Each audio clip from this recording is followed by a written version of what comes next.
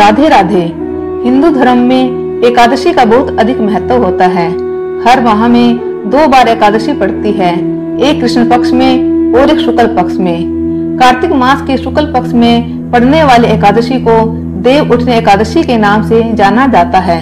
इसे देव उत्थान एकादशी, देव उठनी ग्यारस, प्रबोधिनी एकादशी आदि के नामों से भी जाना जाता है। इस दिन भगवान शालिग्राम और माता तुलसी का विवाह भी किया जाता है।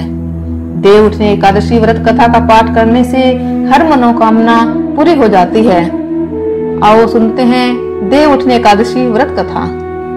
एक राजा के राज्य में सभी लोग एकादशी का व्रत रखते थे।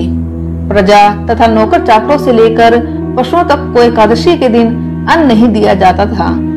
एक दिन किसी दूसरे राज्य का एक व्यक्ति राजा के पास आकर बोला, महाराज कृपा करके मुझे नौकरी पर रख लें।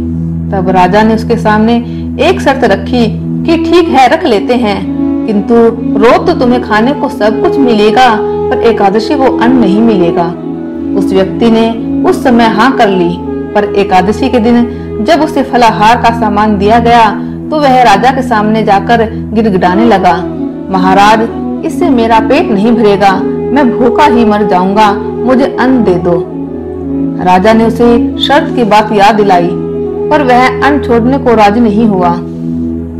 तब राजा ने उसे आटा, दाल, चावल आदि दिए। वह नित्य की तरह नदी पर पहुंचा और स्नान कर भोजन पकाने लगा।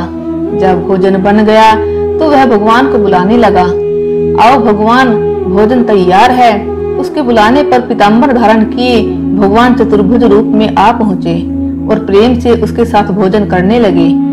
भोजन करके भगवान अंतर्ध्यान हो गए और वह अपने काम पर चला गया। 15 दिन बाद अगली एकादशी को वह राजा से कहने लगा कि महाराज मुझे दुगना सामान दीजिए, उस दिन तो मैं भूखा ही रह गया। राजा ने कारण पूछा तो उसने बताया कि हमारे साथ भगवान भी खाते हैं, इसलिए हम दोनों के लिए ये सामान पूरा नहीं होता। यह सुनकर राजा को बड़ा आश्चर्य हुआ। वह बोला, मैं नहीं मान सकता कि भगवान तुम्हारे साथ खाते हैं। मैं तो इतना व्रत रखता हूँ, पूजा करता हूँ, पर भगवान ने मुझे कभी दर्शन नहीं दिए।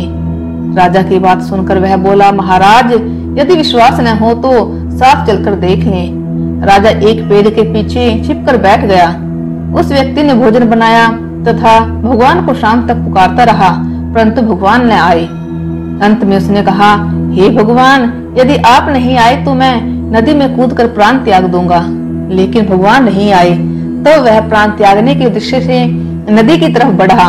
प्राण त्यागने का उसका दृढ़ इरादा जान शीघ्र ही भगवान ने प्रकट होकर उसे रोक लिया और साथ बैठकर भोजन करने लगे।